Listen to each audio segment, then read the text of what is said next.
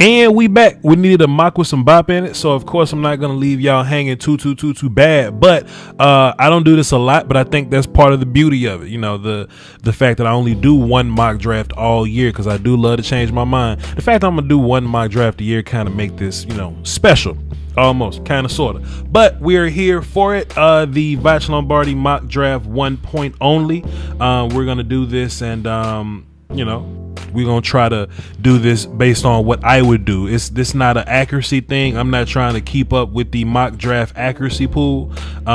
You know, and this really isn't for you to come in and tell me how much you hate the pick that I gave you. You know, you should be happy. You should be thankful with whatever pick I give you, even if you don't like it. You wanna know why? Because if your inadequate front office picked that person in real life, then you should be mad. All right. So let's get this going. Let's run it for the cardio. Pick number 1, Joe Burrow.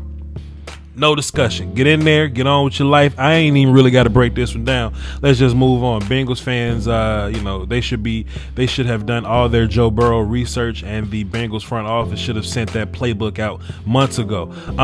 Now, the Washington team has been, you know, they've been looking at Chase Young for the past few months or so, but this ain't what they would do or what y'all expect or what Daniel Jeremiah does. This is what Voch Lombardi gonna do. Voch Lombardi got Dwayne Haskins on my team. Washington hired me to come in to be the new GM. I want to come in and pick my guys because the last administration picked Dwayne Haskins. I'm not a big fan of that guy, so I'm gonna go ahead and get Tua Tagovailoa, upgrade him, and see if I can send Haskins out to one of these teams that need quarterbacks. I'll send him to the Patriots or something. See if I can get some picks out of them. Then we're gonna end up going Chase Young at Detroit. Now, something else I'm going to do in this mock is I'm going to indicate where trades could happen. I think trades could happen at 3 and 4. I think somebody's going to try to move up and you know, try to take quarterback there. But why I think that's the case or whatnot, because I think both these teams feel they have a quarterback that they feel good about. You know, the Giants, hey, we'll kind of see, but I think these guys are somewhat set at quarterback. And if they move down a little bit, if you're the Giants, you're going to end up taking Jedrick Wills, and I hate how the draft network got him way down here.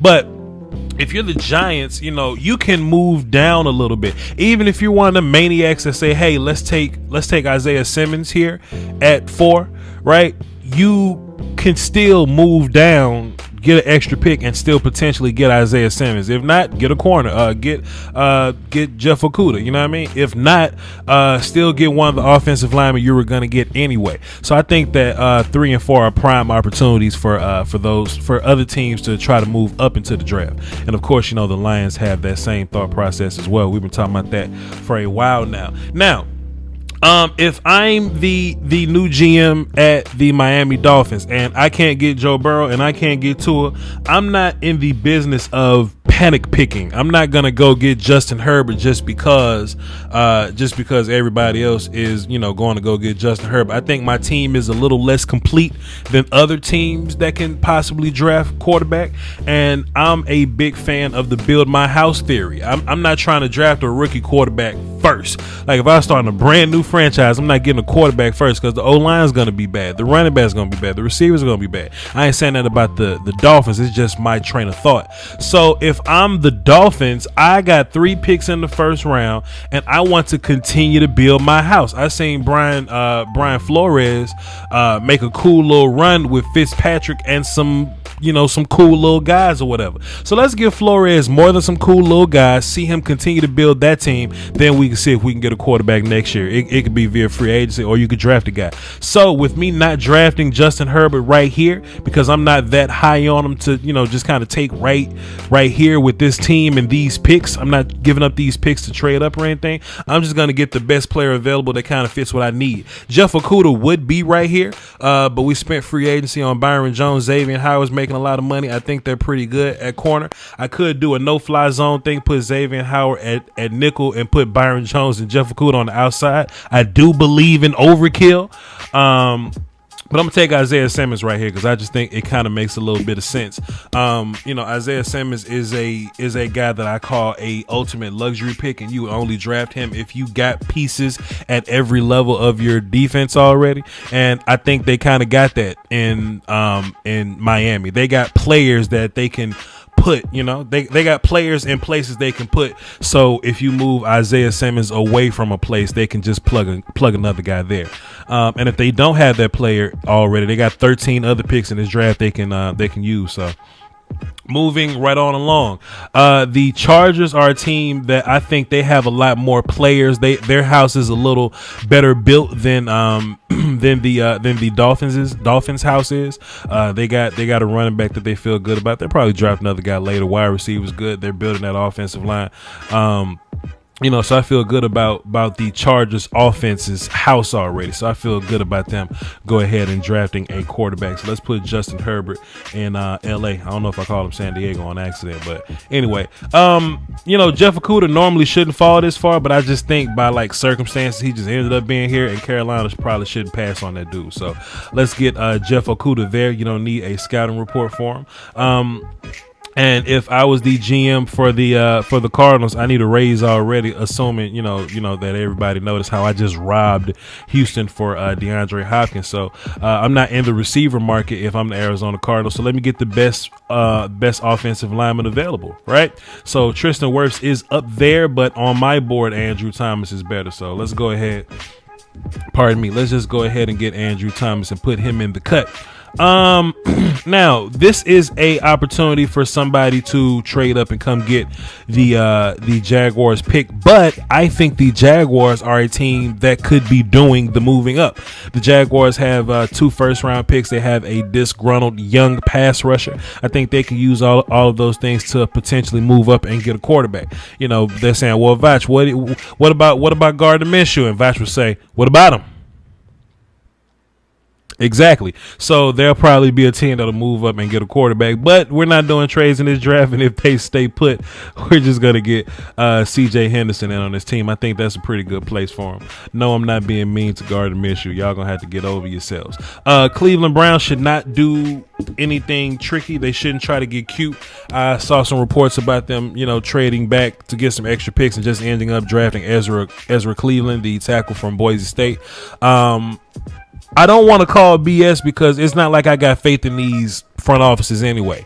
And this ain't me trying to sound cocky. This ain't me thinking highly of myself, but I've seen front offices do enough goofy stuff to where I shouldn't have faith in them just because they are in a front office in the National Football League. You know what I mean? So I'm not going to give Cleveland benefit of the doubt. They could be thinking of something goofy like that. But if Voch was in charge, I'm just going to take the best player and move on in my life. So at this point, the best offensive lineman right here, that'll be Tristan Wirfs according to my board. So we're going to go ahead and get Wirfs. If you don't work out a tackle, put him at guard, and he'll be the best guard since Quentin Nelson. Not better than Quentin Nelson, but he'll be the best guard prospect since him. So that's that. If I was the Jets, I know you have a lot of needs. It's not like one pick is gonna change your franchise right now. You just got rid of Robbie Anderson. I know you want to fix that speed thing with Henry Ruggs, but I think the offensive lineman about to run out real quick. So let's go ahead and get Mekhi Becton in that jet green, and then we'll go get one of those speedy receivers at the top of the second round. I just think that's going to end up making sense because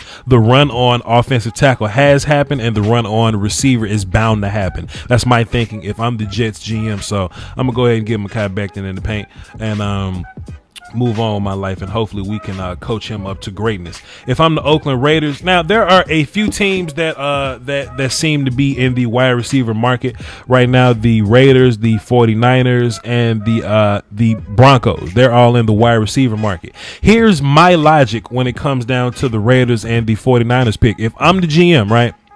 If I'm the GM, I'm saying, man, look, I kind of need some help on defense, right? I would like to just get the best player and be responsible there. I know these wide receivers exist and they're fantastic, but the one thing that the that the Raiders and the 49ers have that the Broncos don't is that they have an additional pick at the end of the first round, like the Raiders pick right there, the 49ers pick at 31. So I'm gonna try to get a receiver there and just get the best defensive player I could possibly get, because these defensive players are also about to run out. So if I'm the Raiders, I'm just gonna get the best defensive player I could possibly get my hands on, and they got a 3-tech and Maurice Hurst already. So let's get him a 1-tech and Derrick Brown, and they can fill that D-line out. And if I'm the 49ers, I'm going by the exact same logic, right? I'm gonna get a receiver at 31. The Jets, the Broncos don't have that luxury of having a pick at the end of the first round, so I'm probably gonna end up taking a receiver for the Broncos. But if I'm the 49ers, I'm just gonna get the best defender I can get. There's some room for a guy like Javon Kinlaw to come in and be on my team and raise some hell. So let's go get Javon Kinlaw to come be on my team and raise some hell, considering we just didn't put ourselves in a salary cap jeopardizing situation by paying DeForest Buckner. He's an Indianapolis Colt now. Let me just bring him in, put Kinlaw where Buckner was, and just kind of save that money for the next 5 years. I think that's some good GMing. So anyway, what we got? Tampa Bay Buccaneers on the clock. Cool. They're probably gonna go. They were in the market for offensive line, and that kind of got wiped real quick. So they could go Josh Jones. He is a guy that I think could go right here. And this is like one of them trade target picks for somebody to kind of move up and kind of make it do what it do. If you know that the Broncos are trying to go wide receiver, you may want to get in front of them, especially if your wide receiver board has been wiped out. I don't really know what the vibe is going to be on draft day, but that's just what my thoughts are right now. But if nothing happens right now, I'm going to either go offensive line, of which that's gone. I'm just going to go like the best defender I could probably get, and that's probably going to be a front seven guy. Edge is important, so we're going to go K'Lavon Chaisson for the Tampa Bay Buccaneers. And like I said earlier, we're drafting wide receiver for Broncos. They don't have a first round pick at the end of the first, like a second first round pick at the end. So we're gonna get them a wide receiver that complements Courtland Sutton. And I think they've been linked to Henry Ruggs. So let's go ahead and give him Henry Ruggs and move on with our life. I think the Falcons are in the D-line market. Okay, and there's one guy that's not really high on this draft network board, but hey, we using Voch Lombardi's brain right here, so we're gonna skip all over Yetur Gross-Matos. We're gonna skip smooth over him, and we're just gonna keep going down a little bit.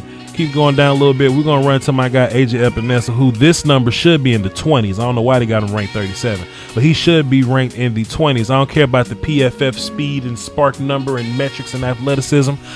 Your most athletic player is gonna get a sack in like 2.5 seconds. AJ Epinesa is gonna get that same sack in 2.5 seconds. He's just gonna do it running through people. And my question that I always pose to people: would you rather a quick twitchy 6 sacks or a slow, angry, bullying 12 sacks? You don't care in the speed, you just want the sacks. So AJ Epinesa, I'm a big fan of him. He's gonna be on, he's gonna be on my team if I can get him, but it is what it is. Cowboys take CeeDee Lamb because he's fantastic. Y'all know the vibes there. I ain't got to break that down too much. There are some Cowboy fans that wouldn't take a receiver in the first round. They say, well, Voch, what about defense? Well, you got 6 other picks. You got 6 other picks to pick guys on defense. And if I'm the GM in charge, I trust my draft evaluations. So if you need a D tackle, I can get you one in the second, third, or fourth. Or a pass rusher, I can get you one later. I can get you a cornerback later. I can get you a safety later. So you're just gonna have to trust your GM. And if I'm the 32 GMs of the National Football League, then I should have everybody sitting pretty. Like I say, if you're the Dolphins, you're just kind of currently building the house, getting the best players you can get your hands on. I think this is a good place for Jerry Jeudy to go, to give whoever your future quarterback is, give that dude somebody to throw to. Do it just like that. So the Oakland Raiders is a team. They didn't take the wide receiver in the first pick, so let's give them a wide receiver in the second pick. Let's give them Justin Jefferson. Why not give him Justin Jefferson? I keep calling him Jordan Jefferson. That's another LSU guy. He played quarterback. Might be his cousin or something. I don't know. Justin Jefferson, wide receiver from LSU. I think he'll be a pretty good fit there in Oakland. He can play inside and outside. Plug him in, let him rock. At this point, I think it's good to take a safety off the board. Let's get Grant Delpit, plug him in there, and let's be great at safety for the next handful of years. Try to get that defense back on par to where they once was.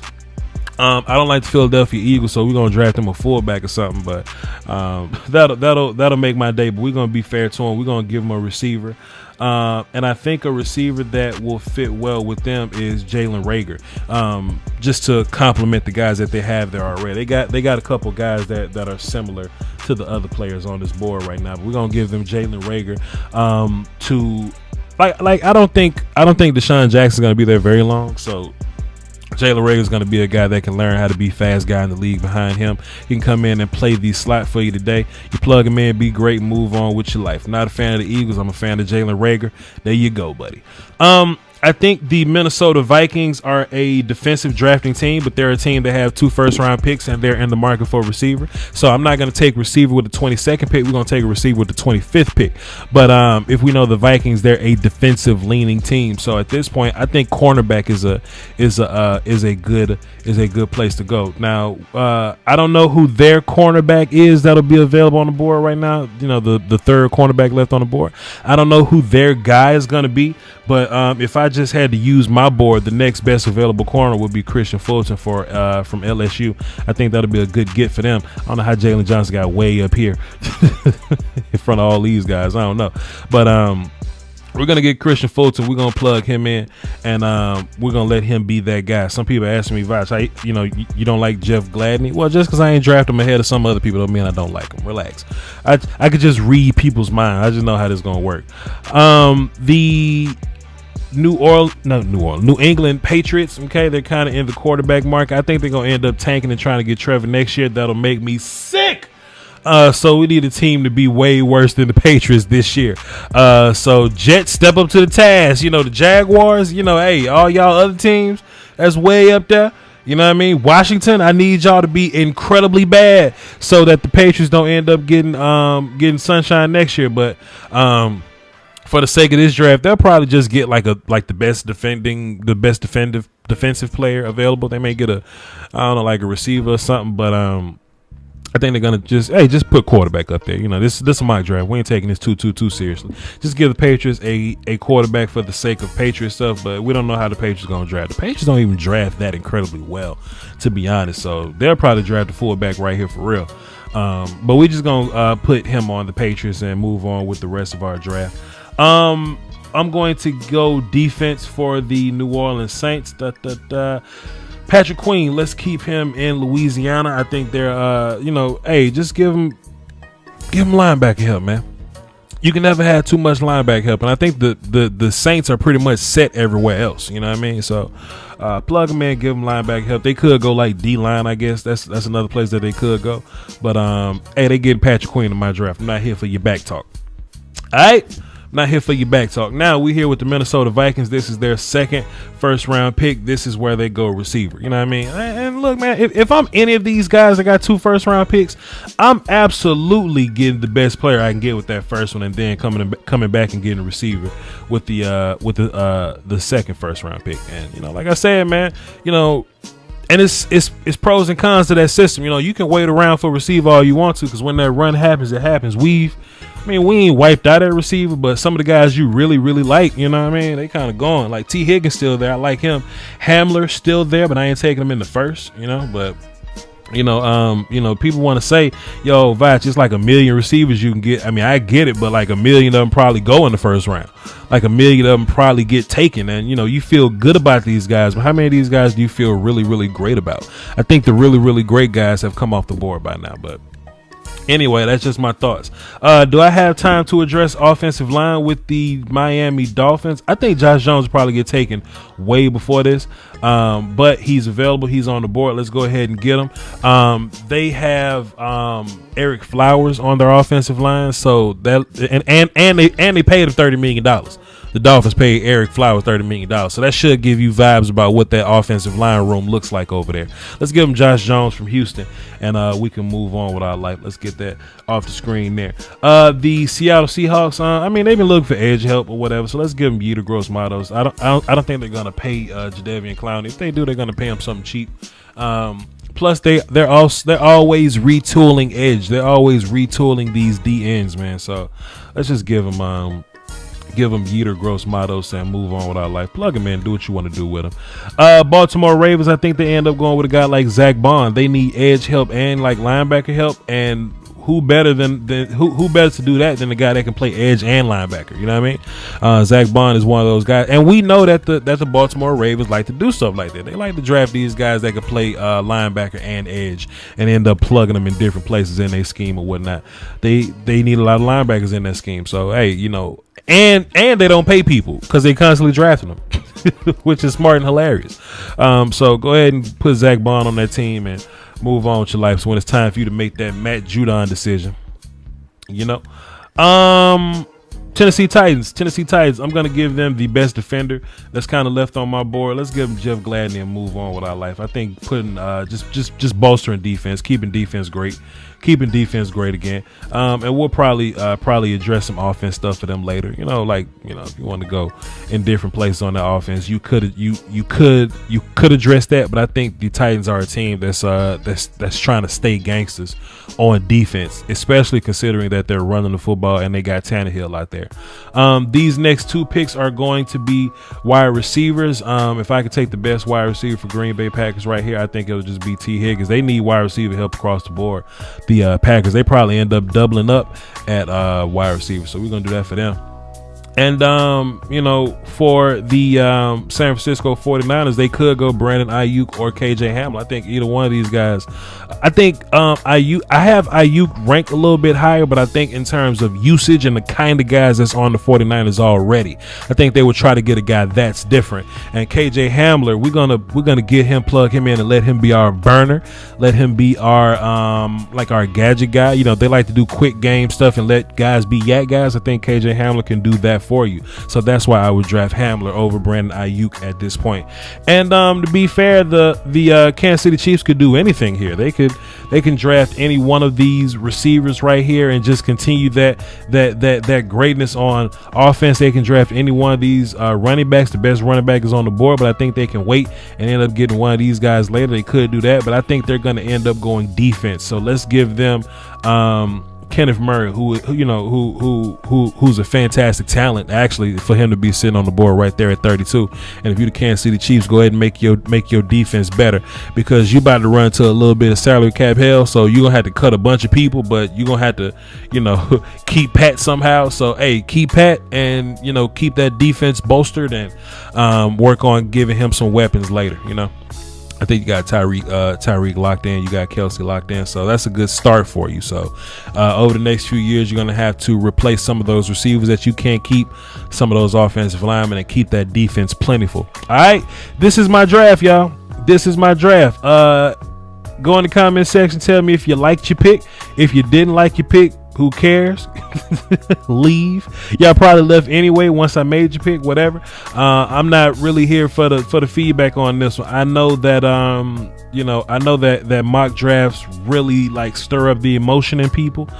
I've never been that guy. I never understood why, you know, mock drafts do that. But don't be mad at mock drafts. Be mad when when your actual team drafts bad people. Don't hit on Voch.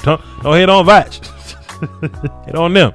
Anyway, I appreciate y'all for tuning in, man. Voch Lombardi on Twitter, VOCHLOMBARDI. Join the Patreon, all that good stuff over there. You probably had this mock draft days ago if you joined me on Patreon. And I'm going to be doing a live draft reaction show on day 1 and day 2 of the draft. So tune in.